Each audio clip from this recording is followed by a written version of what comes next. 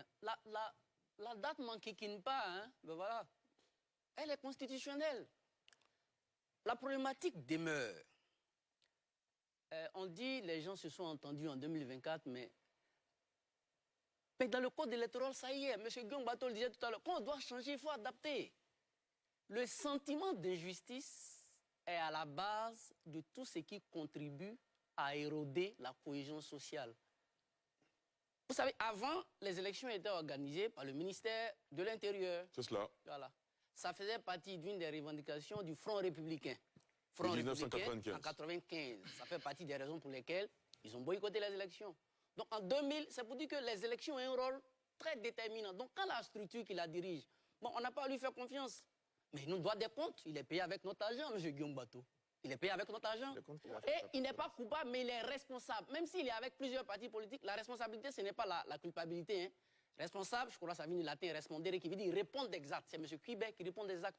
Mais quand quelqu'un qui doit répondre d'exact nous dit quelque chose en avril et vient dire le contraire, mais nous, on a l'impression, ce n'est pas une impression, dans les faits, il applique la loi selon ses intérêts.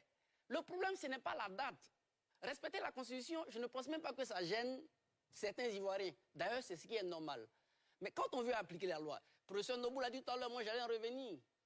Monsieur Quibet, son mandat prend fin septembre. S'il vous plaît. Logiquement. Pardonnez? Non, continuez. Son mandat prend fin 30 septembre. Le 30 septembre. Mais je pense qu'il y a une modification qui a eu en 2022, je crois bien, qui lui permet de continuer. Il a rappelé... En 2023. Voilà, il a rappelé... Mais c'est la loi, non? Professeur Banga, s'il vous plaît. Il a rappelé, et ça c'est bien beau, c'est la loi. Voilà. Qu'il rappelle aussi que la révision se fait annuellement, qu'il applique. Parce que quand on ne fait pas une révision, qu'est-ce qui a empêché de faire une révision cette année? Rien. Et quand vous êtes dans un processus, on nous dit les partis politiques, en 2024, on dit, mais ces mêmes partis politiques en 2025 disent de faire la loi. Si on veut avoir une élection sans bruit, mais qu'est-ce que ça nous coûte de prendre des mesures pour ne pas que demain? Parce que quand il y a un contentieux sur l'appareil qui est intéressant, il faut faire. La RLE a été souhaitée. Je pense que les partis politiques l'ont souhaité. Et tout ce qui contribue au toilettage de la liste électorale n'est pas malvenu. Donc, je veux rappeler, le problème, ce n'est pas l'application de la loi. Que les élections aient lieu le 27, ça ne gêne pas. Voilà, ce n'est pas ça le problème. Mais il ne faudrait pas qu'on cherche à appliquer la loi quand ça nous arrange et vouloir trouver des artifices ou des narratifs juridiques.